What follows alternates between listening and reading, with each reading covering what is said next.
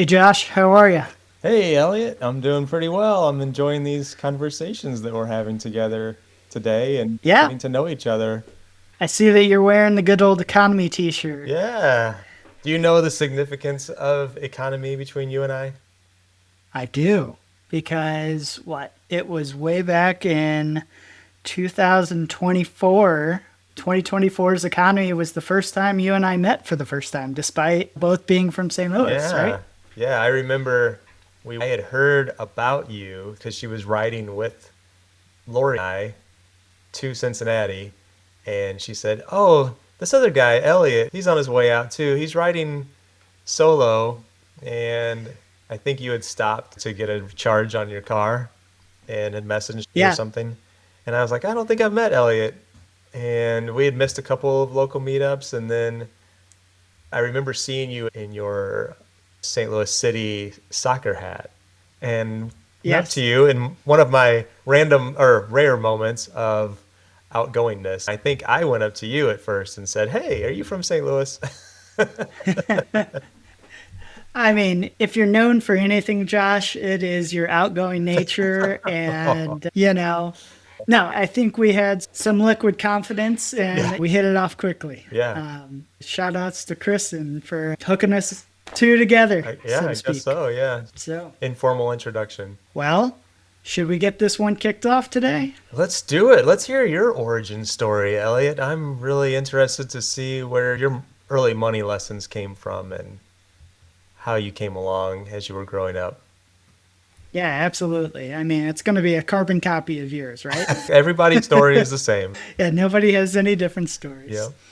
Yes, mine is certainly different than yours. So I would say I grew up in a family where I was definitely privileged. But what I would say is the twist that I would put on that was I was privileged, but it wasn't abundant. And one of the early sayings that I can still hear my dad's voice saying is, it's only money.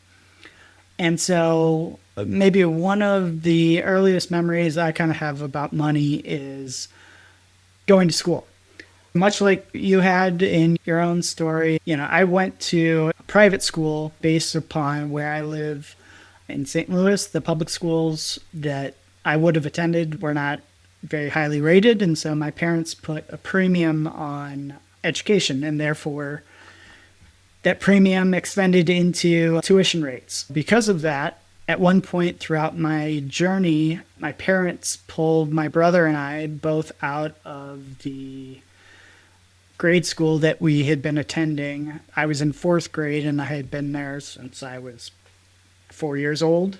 They have later told me that there was a big hike in tuition that year and they just couldn't afford it. Hmm. And so we switched over to a different school and it was much cheaper. But what my parents saw immediately, while it was a good school, I basically relearned everything that I had learned the year previous. So, and I wasn't having to work real hard. So, and not exactly music to my parents' ears for these people that put such a premium on education. Do you remember what the cost difference was for one school over the other? I do not remember in that particular case. If I had to guess, it was, I mean, I know what my grade school cost a couple of years later Hmm. from the one that I transitioned out of was in north of $5,000 a year, and that would have been in 1997.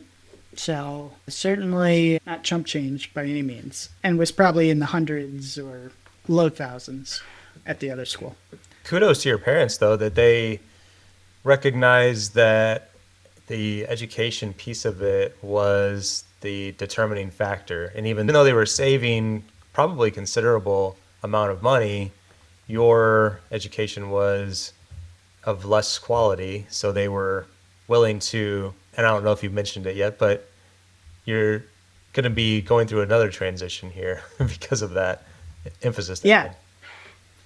yeah, absolutely. So, as you alluded, my parents said, nope, 1 year of that, and that ain't gonna fly. So, flipped back and said, we'll make it work. Back to kind of my dad's mantra of it's only money, money's there as a tool to be spent, and then you can always go earn more money. Just curious, Go how ahead. do you feel about that? Does it resonate with you at all? Yeah, that's a good question. What I would say to that is I think it's pretty on the mark. Is it is only money. Like, one of the common problems people in the FI community have to solve is the feeling once they hit retirement, and how many people kind of think that, hey, if I reach this number in a spreadsheet, I'm just going to magically feel a certain type of way once I get there. I'll flip the question back on you. When you hit that number, did life all of a sudden become sunshine and rainbows? I think I've always had more of a scarcity mindset. So the phrase, it's only money, doesn't resonate with me in a positive way. So I think of it as I need to be somewhat careful, or I've always thought that I needed to be somewhat careful. I've started to kind of train myself to get away from that mindset a little bit. I would never have heard that terminology in my life growing up, that it's only money. It's interesting to hear maybe how it's has shaped some of your opinions and how you can kind of tie it back to the FI community. But when I hit the numbers, I do feel a sense of pride. It doesn't Sure. last, forever, but it is pretty good feeling.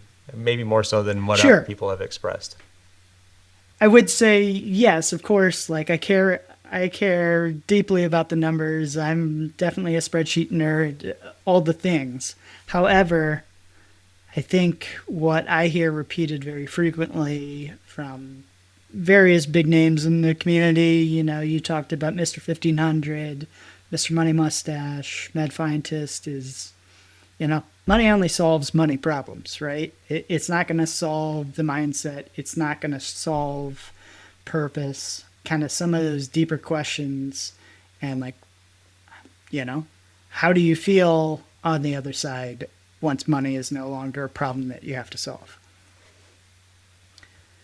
And in the back of my mind, I still have some of the what if scenarios. So if you're right, money solves money problems, but what if you have a few problems back to back and you lose that money, and potentially, this is just black swan event type stuff, may Sure. not have the ability to recreate that amount of money in a very short matter of time. So that's where my sort of scarcity mindset always goes to when it comes to it. Yeah, it's very interesting because I think you and I will be a little bit of a juxtaposition. You'll see how my spending habits kind of exude as the story unfolds.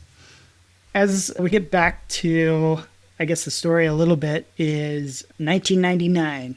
The big year for me is because that was sixth grade. That's when my grade school actually ended. My private school went up to sixth grade. Then I moved on to my middle school and high school were the same school. So I still remember what tuition rates were in 1999 still to this day. That's how ingrained it really was in my brain. I was one of a graduating class of 35 in my grade school. And the schools that most of my classmates were going to were jumping from a tuition rate of, I think it was, at that time, my school was closer to maybe the 7,500 or 8,000 mark, up to then the schools that most of my classmates were going to were 14,500, 15,000, 15,500. Yeah, and that just wasn't in the cards for me nor my parents. So, not to say that I went to some worse off school or anything like that. I still went to a very good school, but it was actually the beginning of my sawtooth as far as tuition rates were concerned, is that my grade school was up here and my middle school actually dropped in tuition. Pretty hard to believe in modern day tuition. Right. So as I started at that school, I would say a very similar story to what you had is I certainly felt like, I mean, never would I consider myself poor, but in comparison's sake to the kids that I was around, I went to a class that was closer to, I think, 125 kids at the time. I was certainly, I mean, it was pretty apparent to me that I was someone of lesser means than those around me. You talk about brand names, it was brand name galore. You know, I remember how coveted the North Face jackets were, or the Doc Martens, or the, I mean, you name it, whatever trend was happening. I was still very much caught up in trying to fit in, blend in. I was nerdy while still trying to be athletic. So, you know, I wanted to blend in and be a part of that crowd for sure. With the kids who had stuff, the fancier stuff. I mean, I just didn't want to stick out. I was picked on certainly when I was in grade school. I played every sport that was available.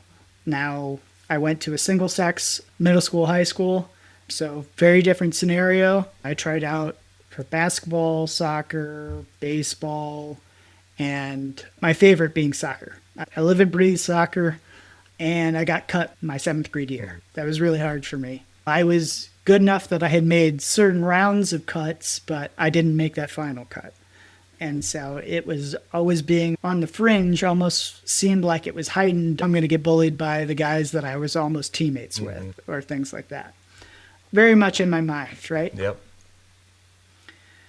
I eventually went back. I made the 8th grade soccer team, you know, made baseball team later, things of that nature. But I was always good enough to make the team, but good enough to ride the pine. Right. So as much as I loved training and then sitting there and watching other people play, that got old really, really fast. So I said, kind of forget all this, and I got my first job. My school was one of the first schools in the area to go to a laptop program, and so I actually became a laptop repair, like help desk worker for my high school. So that was really helpful for me because not only could I, you know, I've always been drawn to technology, and so it was cool to work on computers and things of that nature. I also could work before school. I could work if I had, you know, lunch break or extra time. I could work after school. Like, it was very free form, work as you want. You know, I wasn't getting paid it was minimum wage for sure, but I got about as many hours as I wanted to work. So that was cool. Yeah, I was going to ask if you remember what your pay was, and then second question, what did you do with your money? Yeah, I think it was like $6.75 or something like that. I think because initially it was minimum wage, but I did get raises in there, which I thought was crazy at that time. So that was pretty cool. And as far as what I did with my money is where this story still goes back to privilege, I would say, is my parents always kind of instilled in me that my job was to be a student. And so they did really take care of me in that regard. They were paying for my tuition, but then once I got a car, and I'll talk about the car here in a second, but like they gave me a mobile speed pass. I remember that. I had a little fob on my keychain that they paid for gas. Wow. They paid for my car insurance. They paid for my cell phone. Now, granted, I didn't have a cell phone until I was 17.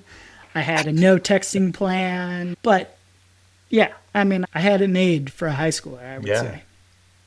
So, what did I spend my money on? I was addicted to a collectible card game called Magic the Gathering. So I would say that was my quote unquote drug of choice in high school was playing Magic the Gathering. And then I got my first girlfriend in high school when I was either a sophomore or a junior. But yeah, going out to eat. I would say my parents' love language is food. They are like gourmet chefs by hobby. So I love good food. So whenever I would go out with my girlfriend, I'd be picking up the tab every meal. And you weren't going to McDonald's at this point. You were going to, Yeah, I would try and make it over to the hill for a nice dinner, or, I mean, not to say that Taco Bell doesn't have a special place in my heart, but if there was a nice meal to be had, I didn't shy away from it. impressive. Yeah, right?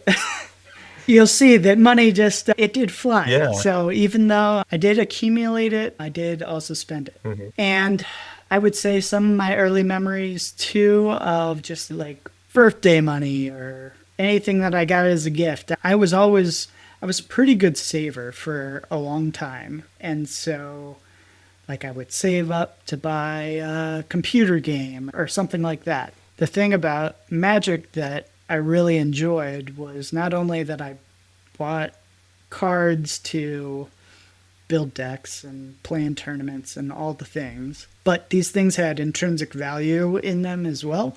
So it was like a mini stock market, so to speak. So I kind of turned it into a small business, if you will, especially later in life. Okay.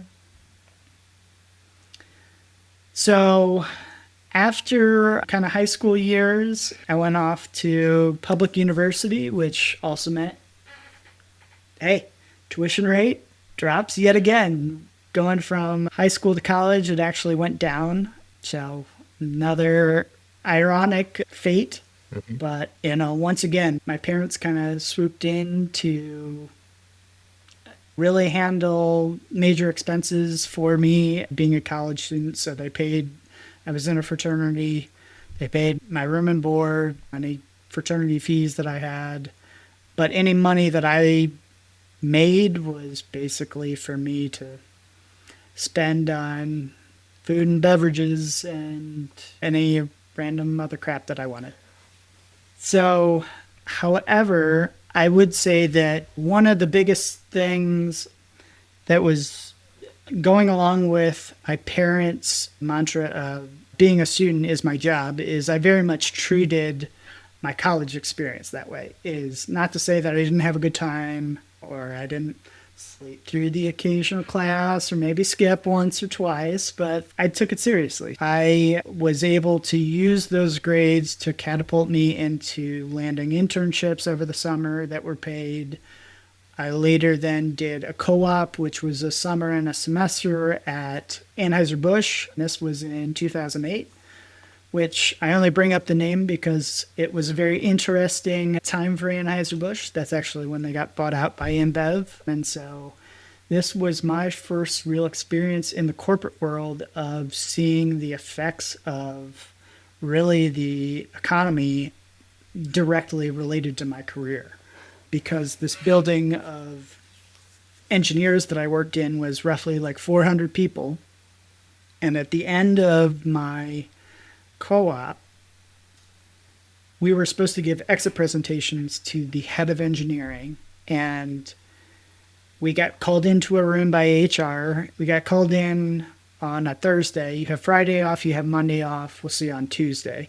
And you don't have to give your exit presentations to the head of engineering, which of course, exit presentations were supposed to be kind of that final project to the professor, hopefully to land a full-time job. So, and what that ended up actually being was they were letting all these people go. And so my building of 400 engineers actually went down to, by that following Tuesday, 75, all of which had end dates at the time. So they were just letting everybody go and keeping a skeleton crew before they kind of built back up.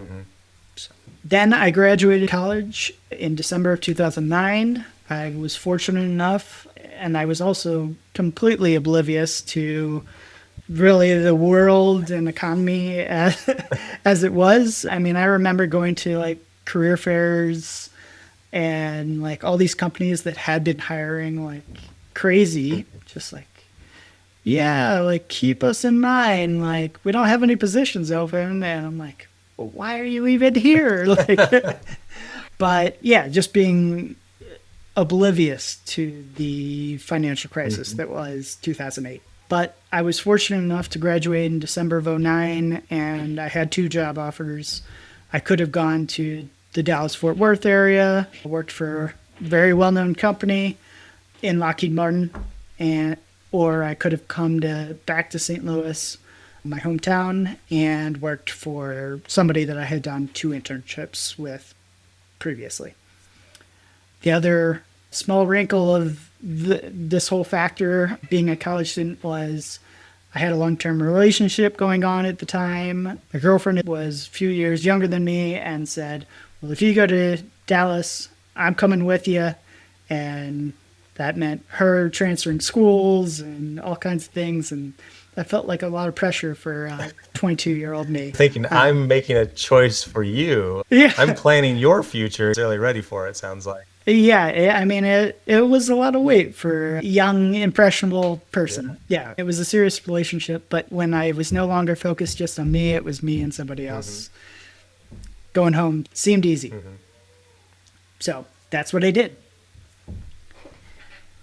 So I started working at a company that I had done 2 summers with already. I felt like I knew what I was getting myself into. But I was going to be traveling a decent amount of time, like Sunday through Thursday, probably 6 months out of the year, because I worked in an industry where we had to see manufacturing lines start up and be there to assist. So that was kind of my life. And around the same time is really near the dawn of the smartphone. And my parents, more my dad than anybody else, I think he really, really wanted that first iPhone. But he couldn't justify it to himself on why he needed an iPhone. So what did he do? Instead, he got me an iPhone. So that was actually my first phone with a texting plan. The very first iPhone, I think, came with it was either 50 or 75 free text messages or something like that. But yeah, so I had the very first iPhone when I was in college. I went to an engineering school, so there were other people at school trying to write apps, and I thought that would be really cool, but I never took it from the idea phase to actually putting it into action. So once I had started this full-time job, my job was a lot of time when I was on site, these 12-hour shifts. And so we may work 6 to 6, and outside of that, you ate your meal, you showered, and then rinse and repeat. In my downtime, I thought, hey, maybe I'll write some iPhone apps. Thought that might be a cool thing to do, learn a new skill. So I reached out to a guy that I knew from college, and he said, yeah, sure, we'll make you a 1099 employee. I'm like, I don't know what the hell that means, but, sure. And he hands me an NDA, non-disclosure agreement. Once again, I'm a 22-year-old kid. I don't know what an NDA is. And I had a friend that was a lawyer. I handed it to her. She's like, whatever. It just says you can't talk about this stuff. It's pretty boilerplate, whatever. I said, okay. And so in the interest of trying to be honest with my employer, I handed it to my employer and said, hey, I haven't signed anything. I'm just looking and doing this in my free time. I in no way want this to affect, my work here, but I want to make you aware. And long story short, the boss at the time kind of said, well, where there is no doubt about your dedication and passion for this job, now there is doubt. And long story short, that resulted in leaving that job. Unbelievable. So, yeah. I mean, in this day and age, if you were to have outside employment and you don't inform your employer, that's means for termination right there. Yeah, you were ahead of your time. You were trying a new side hustle, and the company wouldn't stand for it. Yeah. So, now granted, that was a real small company, and, to each their own. But, onwards and upwards. So after that change, my parents really encouraged me to take a breath, figure out what I wanted to do next. And so what did I do as a wise 20-year-old, I got a job the next day. And I turned around and I actually got two jobs. I got a job at a rock climbing gym that I was a member at, that had been a passion really since I was like 13, so nearly a decade at that point. And then I actually started valeting cars as well as just some extra cash. At this point, I got a new job back in my original job space, another engineering type of job. And I was told that, hey, I'm going to be mentored by a senior engineer. It'll be a great learning opportunity, etc. I said, sounds great. And this was, I don't know if it was a 1099 like contract to hire or if I was just viewed as a 1099 employee, but I was a contractor. So I took that job and lo and behold, found out probably the real reason that I got hired was that my mentor, who had worked there for a number of years, had just put in his 2-week notice. So I think I was the cheaper alternative that could try and be a sponge to do a tolerable job in the meantime. So I did that job about as long as I could until I found a better job. And so I found a job with a consulting company that's very well known, and at that point quit the rock climbing gym as well. At this point, I was then engaged to the same girl that I had the serious relationship with from before. We had actually put down money on a house, so under contract on a house. She was still finishing up her college career in a different city, so we were doing long distance. She was from St. Louis, but I was just working my job, saving up money to the house, stuff like that. Sounds perfect. Like everything is Right? going great and you're heading in the right direction. What could go wrong?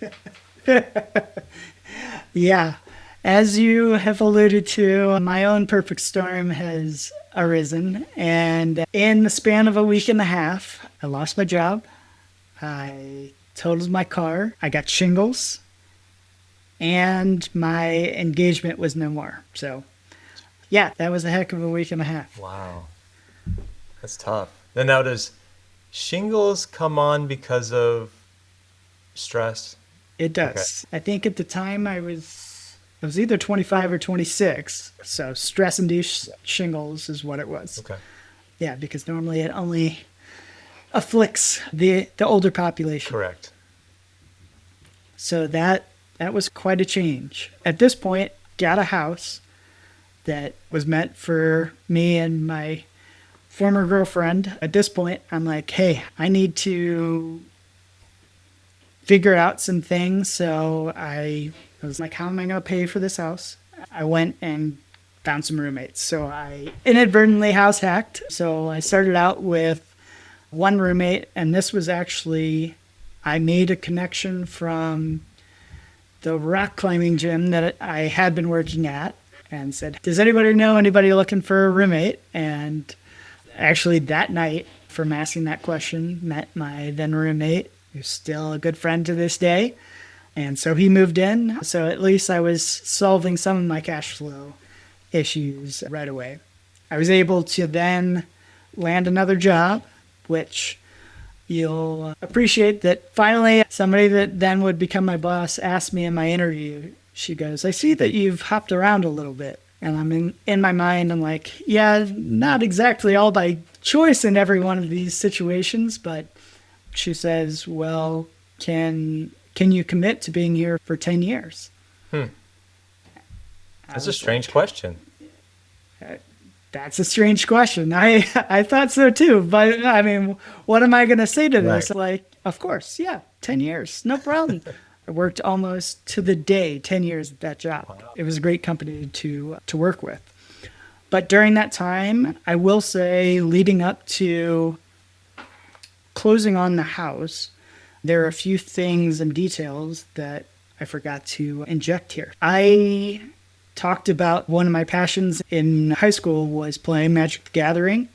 I started playing again as my girlfriend was in another city. I had a lot of free time, so I started playing Magic the Gathering again. Really enjoyed it, so much so that it got to the point where I had a collection that was worth probably close to $40,000 at one point in time. Wow. And I didn't mention this either. I was fortunate enough to actually leave college in the black, nearly 40K at the time. That was allowing me to put a down payment on my first house in 2011. Pretty sure I was 25. But later, throughout all this time, I actually accrued nearly 35K in personal credit card debt. Wow. And so was it 40,000 was essentially gone and then 35,000 in debt on top of that? So you went from 35 or 40 in the black to 35 in the red? Yeah, so it wasn't quite like a 75 total there. What I did, and once again, I'll chalk it up to being a naive young 20-year-old, is there was certainly money that went to going out to eat, to spending money at the bars, to playing Magic the Gathering, you name it. All the normal traps of just being a 20-year-old. But part of it was I got asked by the business owner of the local card shop that I played at, probably most frequently, essentially for a loan at one point. And at that time, I had this large cash load, pile of cash sitting over here, not doing a whole lot. So, gave him a loan and didn't really think two things about it. I'm making good engineering money, so to speak, like whatever. But as time progressed, I saw the writing on the wall. It was like, I'm not going to get this money back. Instead of just taking that loss, I basically bought more cards. So taking essentially my loan out in physical cards, and I was like, okay, I can flip this on the other side and essentially make my money back and then probably get out of this loan, but at least I'll have assets. Yeah.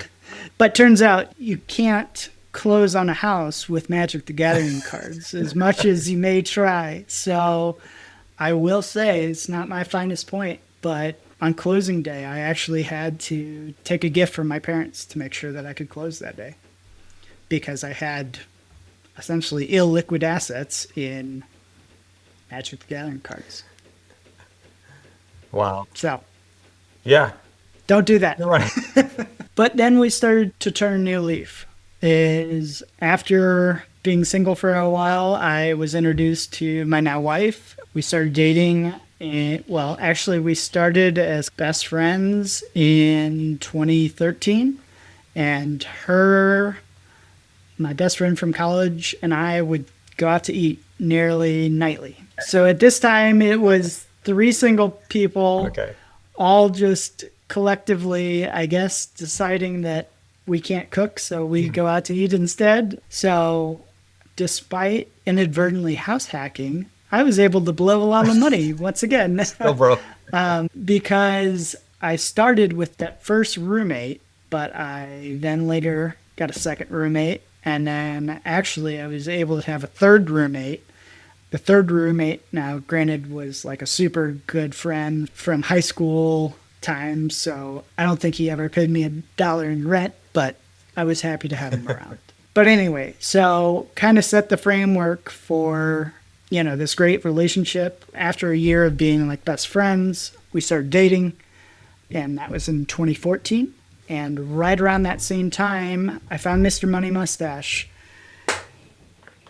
Right around the same time that you did, it sounds like. Yep. So I really consumed all the articles like you did. I was just kind of voracious. At the employer I was at the time, we had a cafeteria, and so we jokingly called it developer lunchtime was 11 o'clock. So we had just a row of like this table that sat 8 normally, but we would probably fit like 10 people around a table. And so that was a topic of conversation, I would say frequently on my behalf, was I was trying to espouse, like, guys, come on. Like, so many of these people were software engineers. I'm like, you're right down the fairway of the FI mainstream at the time. And I know that it did affect other people. So we actually have a mutual acquaintance in our local Choose FI chapter that I was a coworker with. So he's since retired. Congrats, Drew. And yeah, I had other colleagues at the time that put that into practice. But Nice. I mean, there were maybe 3 of us, Nice. at least, that were openly talking about it. That's great. I haven't had much success with introducing or converting anybody to the FI life. Yeah, it's a delicate balance. You kind of talked about how you had that coworker that you're like, look at how great this is. And that's exactly how I felt too. It was like, look at how amazing this is. But I will say, I didn't really put this into practice until my first child was born, which was 2018. Now, that's where I want to dig a little deeper here. You discovered it in 2014 or so, and you didn't really start putting things into practice for 4 or 5 years. Why was that, and what were you doing? I assume you were continuing to consume this information, but when you say not really putting it into practice, what does that mean? And then the follow-up is, why not? Yeah, because I didn't have Josh to hit me upside the head with a 2x4. No, I will say, so at the time I was using like mint.com to do the budget tracking and things like that. So I had all my accounts like linked up, but I wasn't being super intentional about it. I was starting to save more actively for retirement. I definitely was putting money into some of the accounts, but it wasn't like I was maxing my 401k. I wasn't pulling every lever that was available to me. Okay. And as much as my wife will hate this, I'll blame her a little bit because I was certainly courting my wife. So, when we had gone from literally going out to eat every single day, we were young and in love, right? That's true. I would say that we did start to take steps that were certainly along that path. She had student loans, and so while we were dating, we did have conversations about this, is that we were going to join our finances. We thought that that was important. And I probably had more money than she did at the time and said, hey, that debt is going to be my debt, so let's get these knocked out. We paid off her loans by mid-2016. We bought our shared house together in 2016. So ended my cash cow that was my house hacking expedition. In hindsight, would have loved to keep that house and either keep it on as just a rental to those guys or Airbnb it or any number of things. But I don't even hardly remember Airbnb being a thing back in 2016, or not that I knew about anyway. But we bought our combined house in 2016, right before we got married. And then we got married in the fall of 2016. Sounds like a good year. Yeah, making progress. Additionally, my work did offer tuition reimbursement. So I went back and I got my MBA essentially paid for by work, or like 90% of it, I think. As I recall, I had to pay everything up front, but I got paid back in chunks of the maximum allowed chunk without it being a taxable benefit. So I think I got chunks of $5,250 like every 6 months or something like that, until I was paid in full as long as I worked there. So that was certainly a good retaining tool for them, for me. As time progressed, now that my wife and I were married, we decided to start a family. So our daughter was born in 2018. At that time, my wife switched to part-time work. She started her own private practice. And then in 2019, I would say really put into practice everything FI related. I was tracking my own spreadsheets. I was learning out on Excel. And then 2020 came around and my twins were born in September of 2020. And then my wife switched to being a stay-at-home parent. So we really switched to a single income for a family of 5. You know, in 2022 for tech was a great year. I switched up employers. I ended my 10-year run at my previous company and got a nice pay bump to switch to another employer in St. Louis. And then in 2023, my wife started her own business that I would say was much more a passion business. So she was doing fresh cut florals and designing bouquets, wedding events, all different things of that nature. In 2024 was the conclusion of a process that my wife had been undergoing for close to 7 years in totality. She was able to prove lineage to her Italian heritage, her great-grandfather at the time, and secured Italian citizenship for herself. And the way that it worked at the time was as soon as she became a citizen, everyone related by blood to her also became a citizen, as long as you applied. Now, my family of 5, 4 out of 5 have dual citizenship between both the U.S. and Italy. So I'm odd man out at this point. But it was very exciting because we actually got to test that out this year for the first time. We took 4 weeks abroad, so that was really exciting to give that a test. Yeah, and I imagine this is going to be something that'll come up in future episodes as we talk through what levers you'll have at your disposal to choose which direction in life you guys want to take. Yeah, absolutely.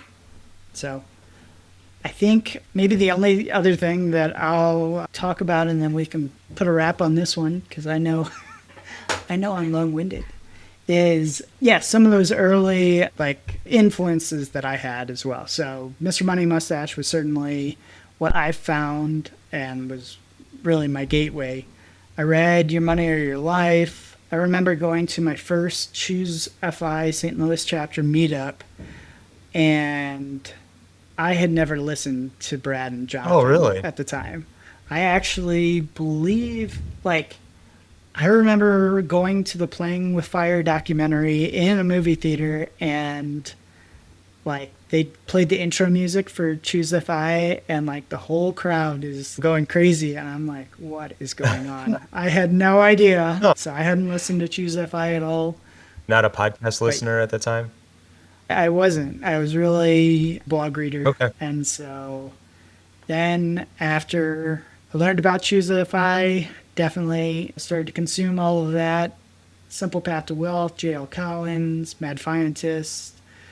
Then I've listened to a lot of Ramit's podcast, Die with Zero for Bill Perkins, Mile High Five with Doug, Money on Money with Mendy, Mr. 1500 Days with Carl, and then Taking Stock with Doc G. It's been a lot of content after finding it. Yeah, just keep on going deeper and deeper. Yeah, for sure. Well, wow, thanks for opening up on a lot of those tough topics there, Elliot. Some of those are, I know, probably a little tough to talk about, but just like you thanked me, I appreciate you for being vulnerable as well. Of course. I really enjoyed the conversation. Yeah. All right. All right. We'll chat soon. That's right. See ya. All right. See ya.